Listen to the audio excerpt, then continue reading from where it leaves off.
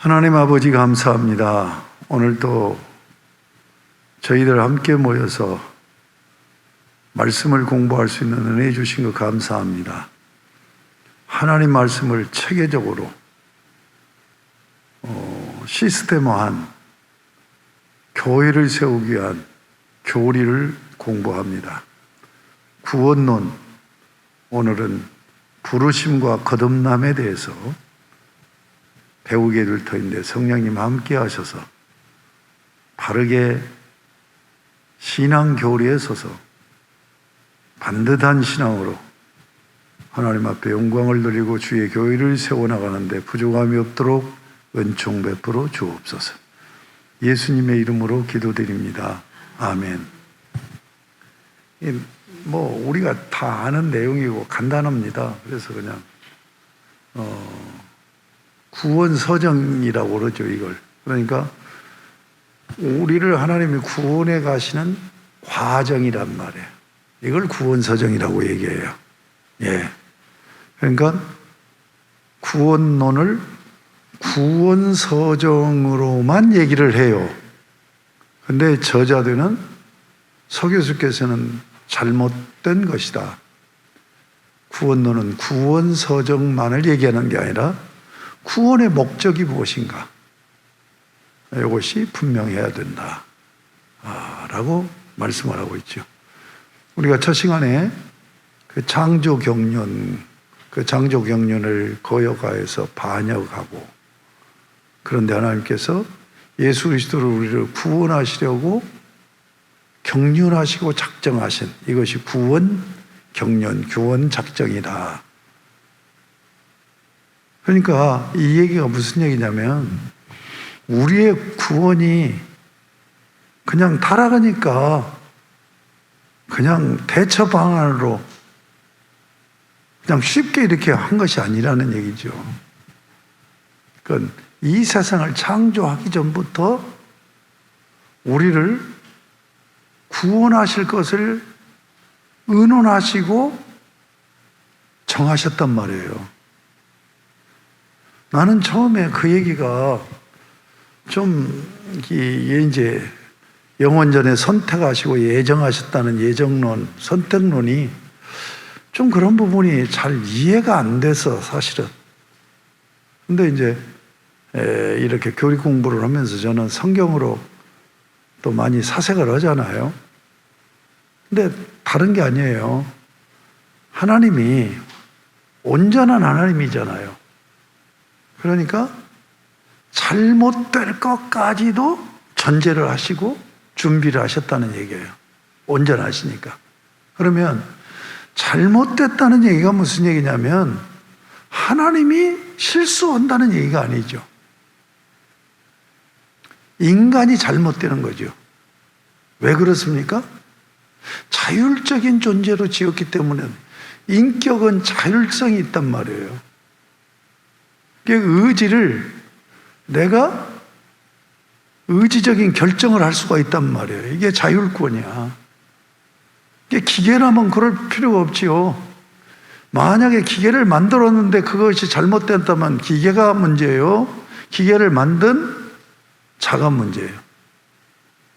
그게 답이 나오잖아요. 하나님은 온전하신 하나님이야. 예, 온전하신 하나님이에요. 여러분 한번 생각해 보세요. 이 자연의 이치를 보면 너무 오묘하게 생각이 들 때가 너무너무 많아. 그런데 이 자연을 하나님이 이게 잘못되게 했나요? 인간이 다 이게 망가뜨려 놓은 거지. 그렇잖아요? 예. 그러니까 하나님은 온전하신 하나님인데 하나님이 자기를 닮은 인격적인 존재로 지음받은 인간이 자유의지를 가지고 있으니까, 이 자율성을 가지고 있으니까 범죄를 한 거란 말이에요. 그러니까 하나님이 기계로 만들었다고 한다면 구원 경륜 이런 거 생각할 필요가 없죠. 하나님이 하신 일인데 잘못될 리가 없죠. 근데 하나님과 같이 의지를 사용할 수 있는 인간을 자기 닮은 인격으로 만들어 놓으니까 이게 이게 이제 선택할 때 바르게 선택할 수도 있고 바르지 못하게 선택할 수도 있죠. 그렇지 않겠습니까? 그래서 선과 악이 있는 거죠. 그렇죠? 하나님이 만들어 놓고 악을 만들어 놓은 게 아니잖아. 예. 충분히 이해가 가죠? 그러니까 인간이 그래 잘 하나님의 의도대로 선한 결정을 하고 자유의지를 잘 사용하면 다행이지만 만에 하나라도 그러지 않고 저것이 엉뚱한 데 갖고 잘못되어지면 어떻게 할까 하는 것까지 생각하시고 정하셨단 말이에요. 이렇게 이해해야 예정론에 대해서 이해를 할 수가 있는 거고 영원전에 선택하셨다고 하는 것이 이해가 되는 거예요. 그러면 이 선택론이 예정론이에요. 예정론은 하나님이 영원전에 정하셨다는 얘기잖아요. 그러니까 예정은 뭐냐면 작정 속에 포함되는 거죠. 그러니까 하나님이 작정을 언제 하신 거예요? 창조하신 후에 하신 것이 아니라 창조하기 전에 정하신 거란 말이에요. 그래 놓고 한번 생각해 봐요. 그 사람이 참 훈련이 잘 되고 그런 분들은 어떻게 해요? 자기가 잘 계획 세워가지고 계획대로 움직이잖아. 그런데 우리가 미련하거나 우리가 부족하니까 그 아주 내가 예를 든다면 우리 강태범 목사님 같은 분들, 그럼 그분이 잘못 안 하냐는 얘기예요. 그분이라고 잘못 안 하냐는 얘기예요. 그렇죠? 잘못하지요. 예. 자, 우리 인간은 부족하고 죄인이기 때문에 아무리 완벽한 계획을 세워도 시행하면서 계속 수정을 해나가. 그렇죠? 근데 하나님은 온전하신 하나님이니까 한 번 정확한 건 정확한 거야. 정확한 거예요. 그러니까 조금도 궤도 수정을, 말도 이제 이상하게 나와. 궤도 수정을 할 이유가 없죠. 그렇죠? 예. 그런데 하나님의 형상으로 진 인간이 만약에 잘못된다면 어떻게 해야 되느냐 하는 것까지 정해놓아야 하나님이 온전하신 하나님이죠. 그렇죠? 일이 터져갖고 대처를 하는 게 아니라 일이 터질 경우까지 생각하고 준비를 하셨단 말이에요. 그리고 우리를 선택했단 말이에요. 얘기는 무슨 얘기예요? 여러분, 선택, 예정론이 무엇을 위한 예정인 줄 압니까? 우리의 구원이 완전하다고 하는 것을 뒷받침하는 거예요. 알아들으시겠습니까? 우리의 구원이 저렇게 해가지고 무슨 예수 믿는다고 이제 가짜로 믿으면은 이건 거짓이면 안 되겠죠. 근데 믿기는 믿는데 죄성 때문에 이게 성향에 따라서 다르다니까. 내가 이제 우리 사모하고 나하고를 이렇게 봐요. 성격을 여러분이 알잖아요. 나는 후리해서 범죄를 많이 해. 그런데 우리 사모는 정죄해서 범죄를 많이 해. 그게 자기가 완벽하니까 완벽하지 못한 것을 그냥 못 넘어간단 말이에요. 그런데 정죄권은 이건 하나님의 심판권을 도적질하는 거잖아요. 어떻게 보면 나 같은 성격보다도 우리 사모 같은 그런 성격이 더 큰 죄를 짓는 거야. 안 그래요? 우리는 후리하니까 내 약점을 아니까 사람이니까 그러지. 내가 좀 잘못하면 야단치려 하다가도 내가 다 걸리는 거예요. 나는 어떤데? 이런 생각을 하는데 이 성격이 올곧고 완벽한 사람은 자기는 신과 같이 완벽하게 잘하는 줄 알아. 그러고 지적을 한다고요. 근데 내가 가만히 생각하면 나는 상습적으로 작은 죄를 많이 있는데 그게 아주 성실하고 아주 빈틈없고 이런 사람은 더 큰 죄를 짓는 거예요. 아니, 정죄하는 건 심판주의잖아요. 이건 하나님의 심판권을 행사하는 거잖아. 가끔 이주영 목사가 나를 찔른다고. 내가 시간을 제대로 못 지키니까 시간 지켜야 된다고. 그러니까 이게 정죄하는 거잖아요. 그러니까 이게 나는 더 큰 죄라고 생각한다니까. 어떻게 생각해요? 안 그래요? 그래서 나는 성격이 올곧은 분들이 더 조심해야 된다고 보는 거예요. 진짜로 그래요. 네. 내가 우리 강태훈 목사하고 이렇게 성격, 삶을 비교해 보면 용납 못하는 게 많은 거야. 근데 우리는 용납하고 수용하고 넘어가는 게 너무 많은데. 네? 그러니까 관계가 어렵죠. 관계가 어려워. 응? 아니, 같은 동네 사는데도 안 만나줘. 코로나 때인데 무슨 밥을 먹고 뭘 만나냐고. 근데 나는 지금까지 코로나라고 해서 가려본 적이 없어. 마스크는 쓰고 다니지만. 응? 그래서 내가 이제 4번이나 검사는 해봤지만 혹시 성도들에게 누를 주면 안 되니까. 예. 자, 여러분 꼭 기억하세요. 이 구원론은, 구원의 교리는 너무너무 확실한 거예요. 하나님이 경륜 의논하셔서 정하신 거야. 범죄했을 때 어떻게 처리해야 되겠다는 걸 완벽하게 해놓으신 거예요. 그러니까 1차 안 되면 2차. 그게 예수 그리스도의 십자가 구원이잖아요. 그런데 예수를 안 믿는 것들은 뭐예요? 자기 자유의지로 예수를 거부하는 쪽으로 선택을 해버리는 거예요. 그렇잖아요. 그러니까 2번 지금 자유의지를 잘못 사용해가지고 그러니까 망하는 거예요. 하나님이 마지막 내신 구원의 길, 그것도 우리의 구원을 확실하게 하려고 믿기만 해라. 그런데도 그렇게 하잖아요. 자, 이 구원론에서 이 내용이 가장 중요한 내용이에요. 하나님의 구원은 완벽하게 영원전에 나의 구원을 확실하게 정해놓으셨다.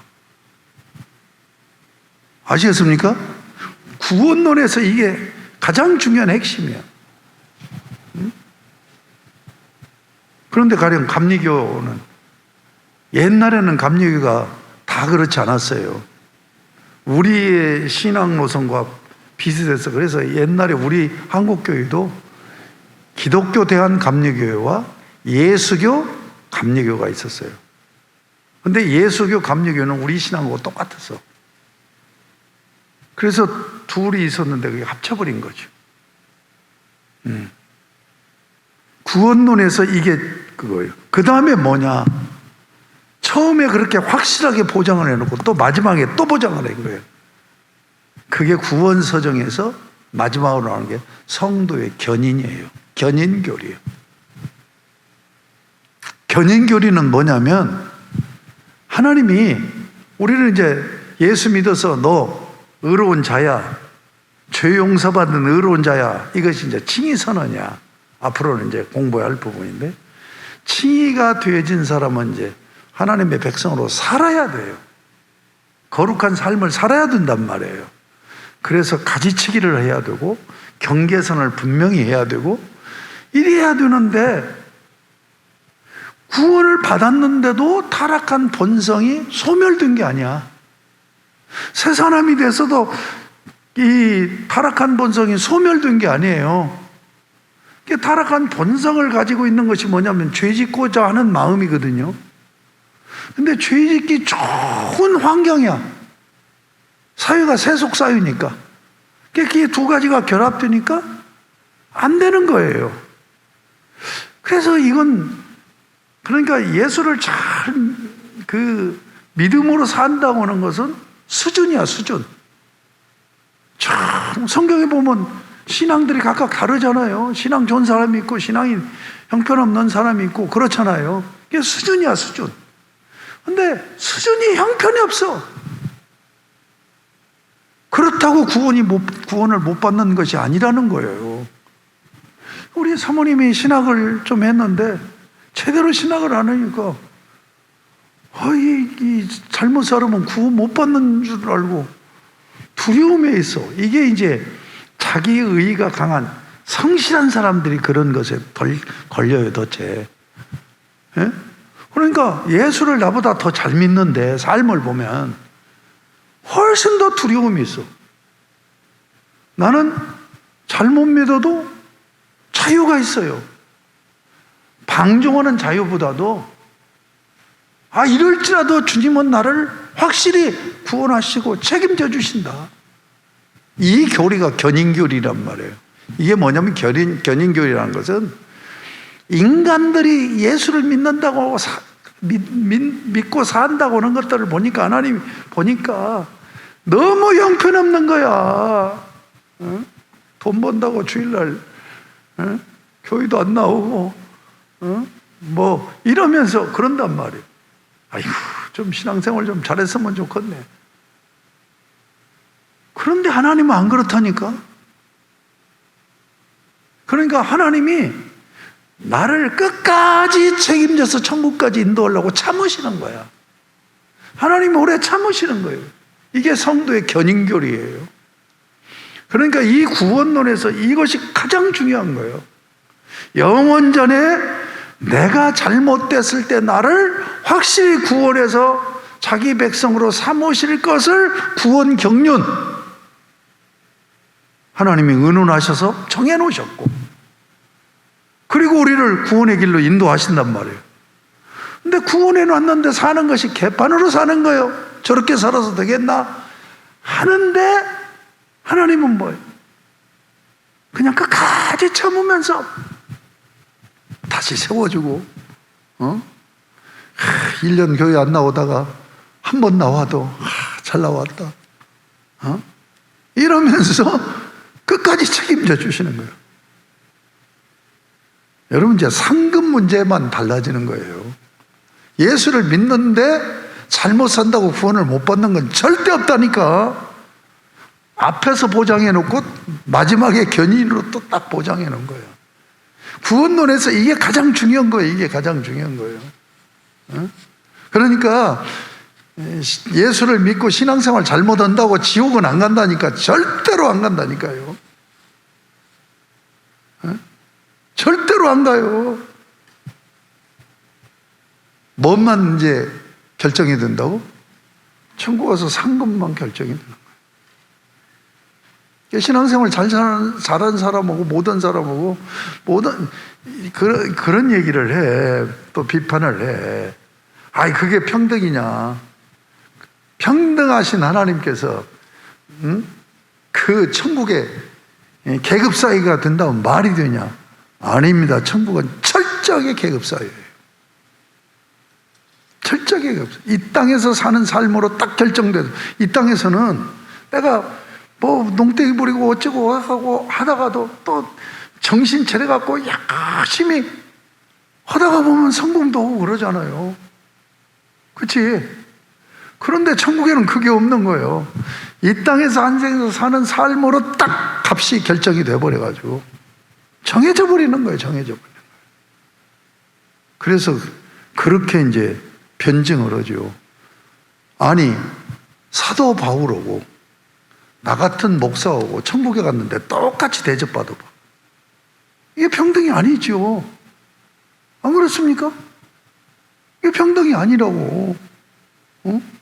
열심히 벌어서 10의 2조 3조를 하고 헌신을 했는데 11조도 안 하고 떼먹고 그러면서 신앙생활을 똑같이 대접받으면 그건 평등이 아니라고 불평등이지. 맞지요? 예. 그러니까 구원론에서는 내가 사는 삶의 행위의 상급 문제는 여기서 다루는 게 아니란 말이에요. 우리의 구원은 이렇게 확실하다. 이것을 이제 알고, 자, 그러면 서 박사님이 지적하는, 이 책의 저자가 지적하는 구원 서정만을 구원론으로 얘기하면 안 된다 하는 얘기가 무슨 얘기냐면, 하나님이 이렇게 구원해 가는 과정이 구원론인데 왜 그런 과정으로 구원하시느냐? 그건 하나님을 섬기는 하나님의 백성을 가진 나라를 세우려고 하는 목적으로 그렇다는 얘기예요. 이것이 강조돼야 된다. 과정 중요하죠.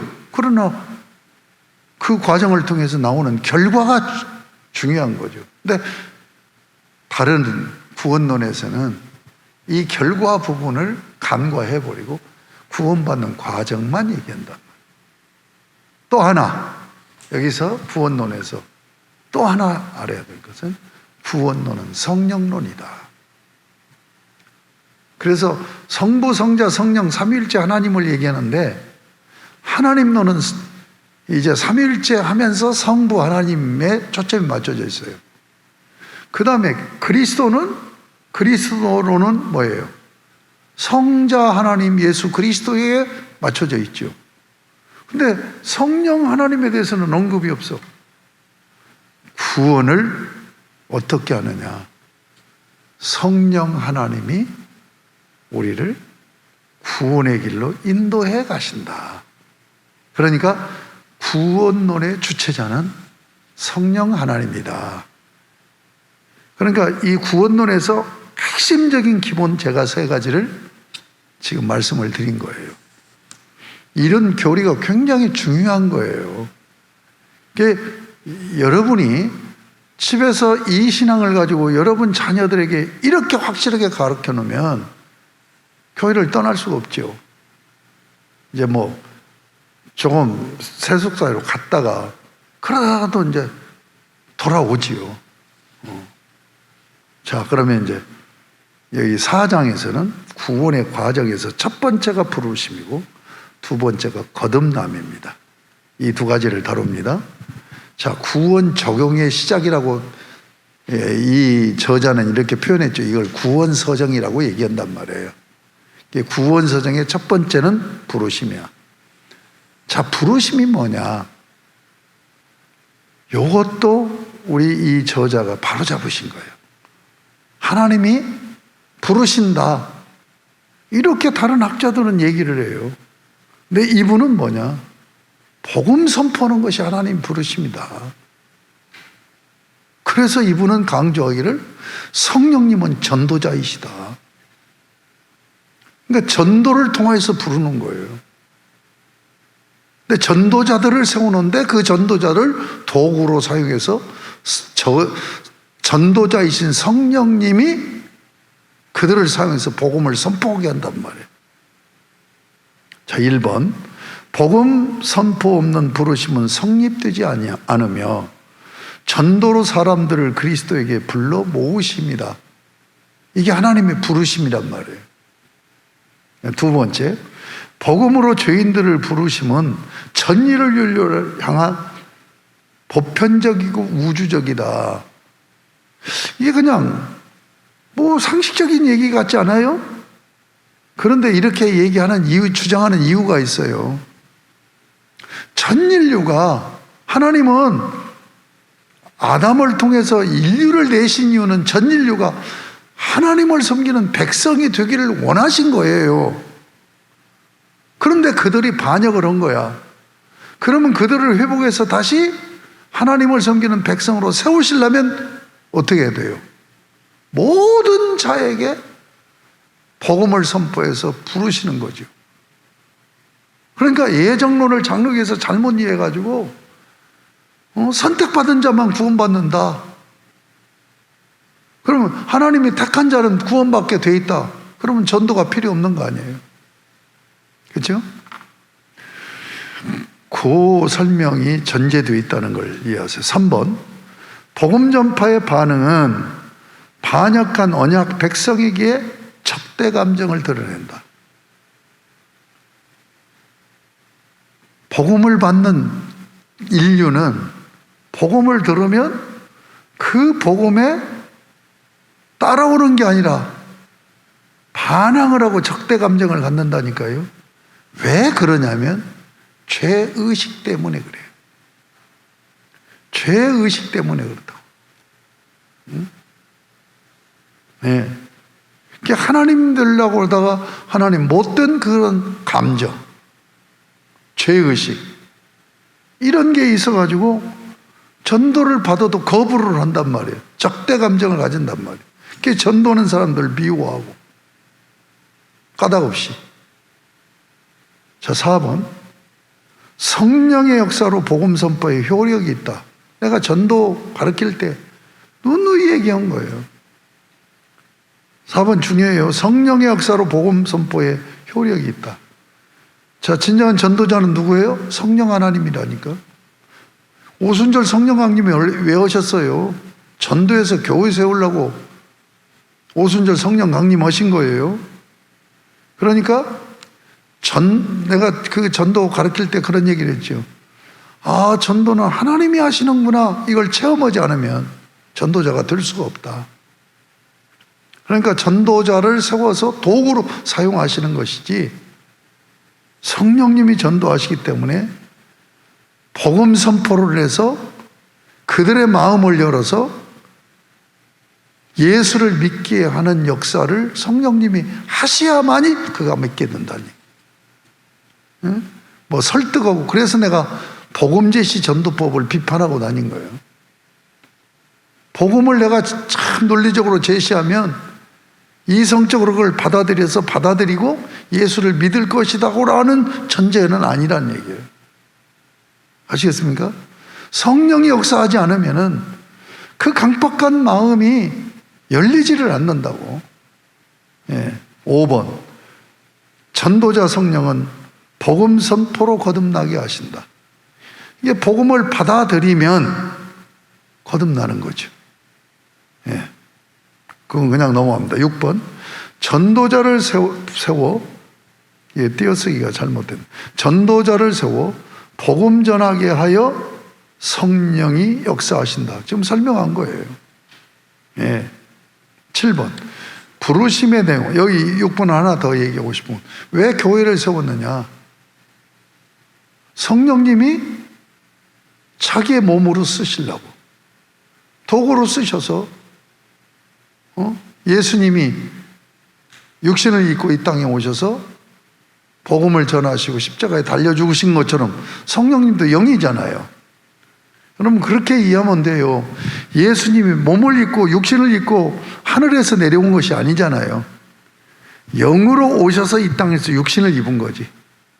마찬가지로 성령님이 영으로 사도행전 2장에 강림하셔서 교회가 여러분이잖아요. 육을 입고 그리고 전도자로 복음을 전하시는 거예요. 왜 그게 필요해요? 육을 입은 사람을 전도해야 되기 때문에 그런 거예요.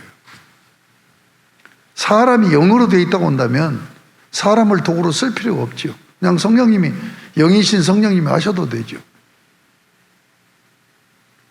그 다음에 7번. 부르심의 내용은 창조 경륜과 창조, 언약 파기, 그리스도의 구원 작정이다.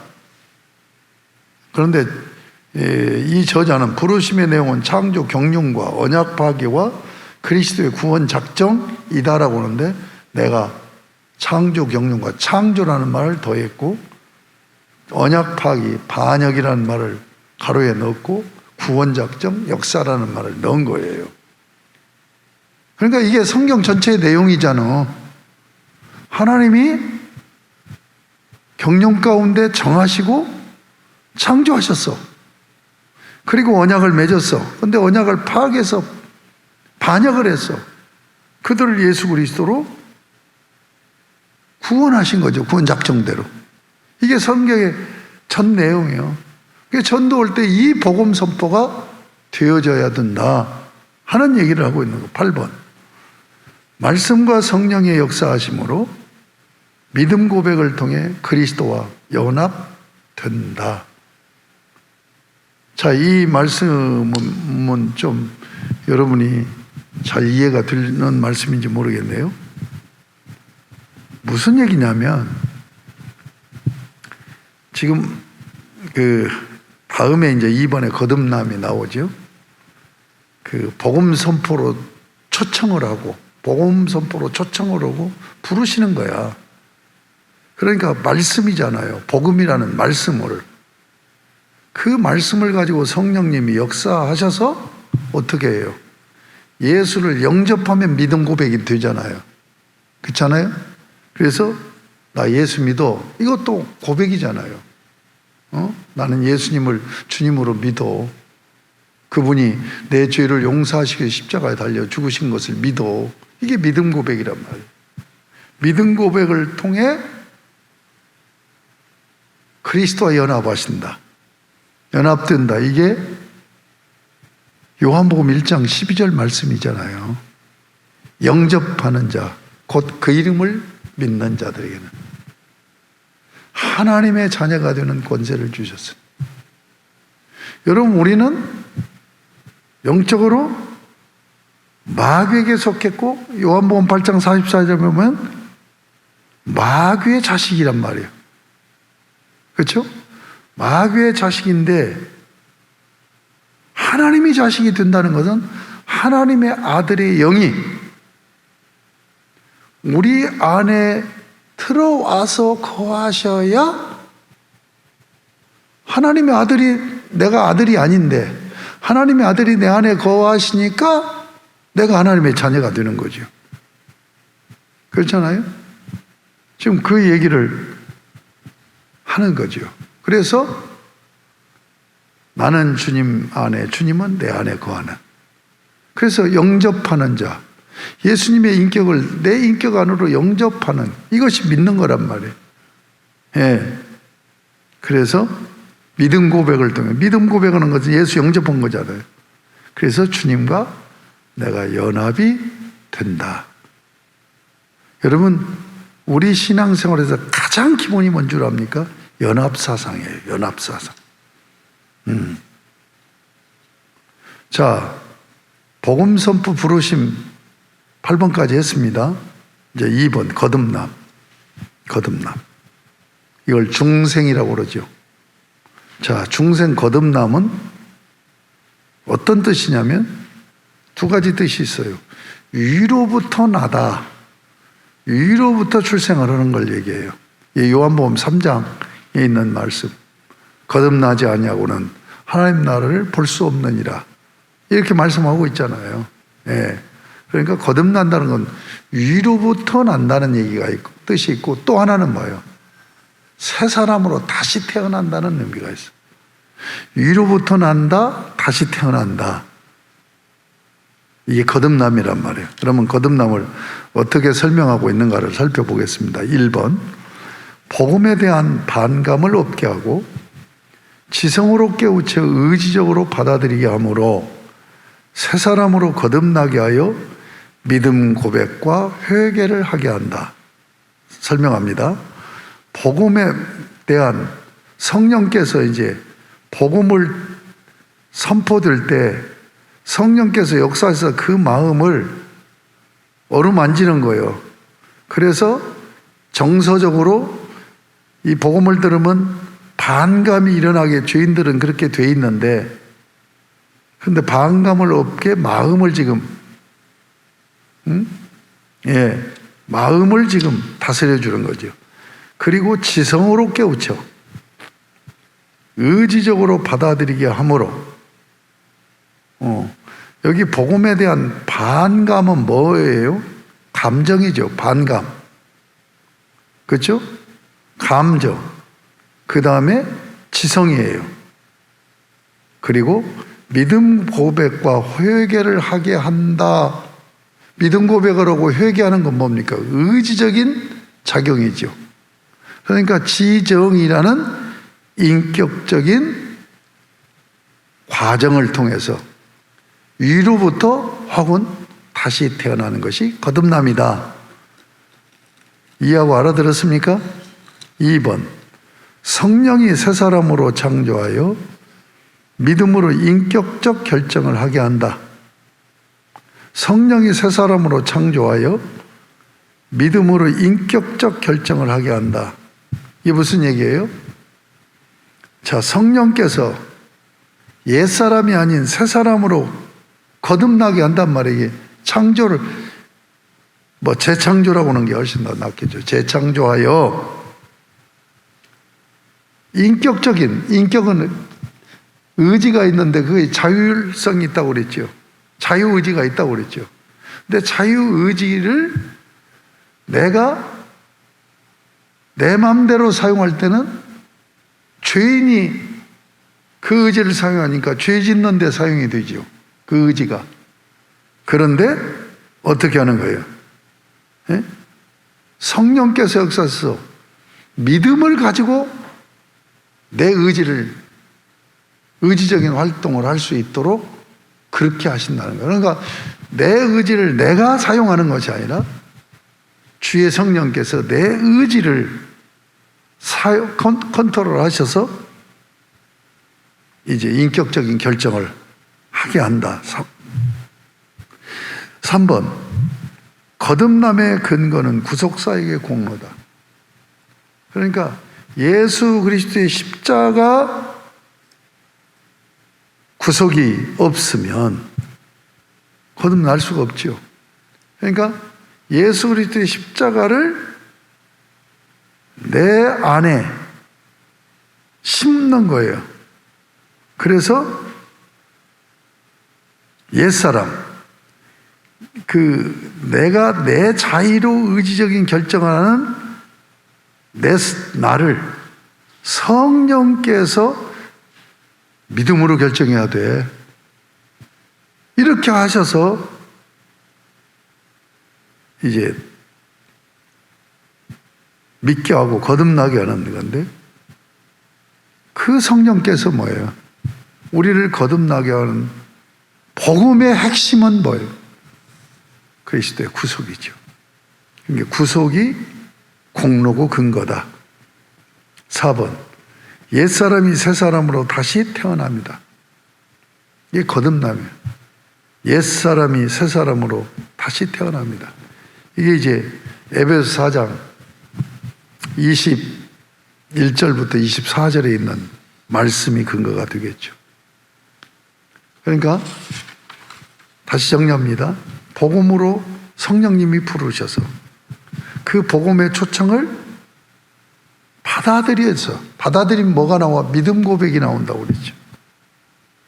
그러면 이미 이 사람은 예수를 영접한 사람이 돼.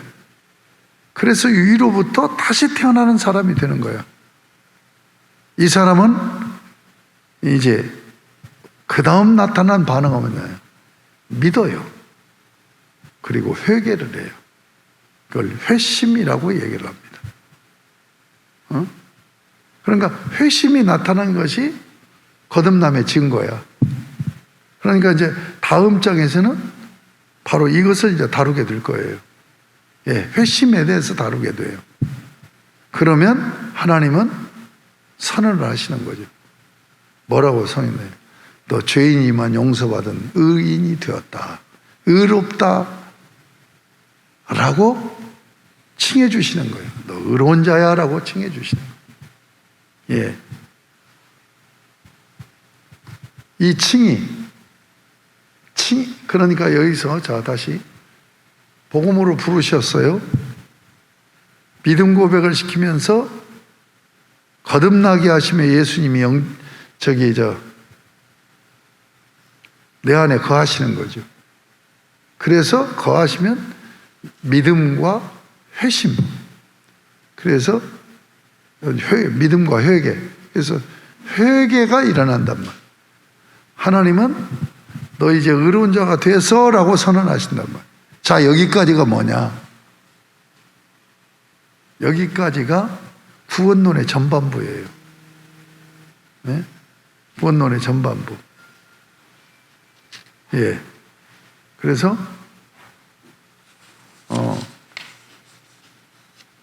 여기까지가 뭐냐? 동시에 일어나는 거예요. 동시에. 아시겠습니까? 이게 시간상의 순서가 아니란 말이에요. 논리적인 순서야. 이런 과정의 순서를 갖고 있는데 이것이 먼저고 시간적으로 이것이 나중이고 이렇게 가는 게 아니란 말이에요. 동시적으로 일어나는데 구원의 과정을 얘기할 때 이런 과정을 간다 이 얘기입니다.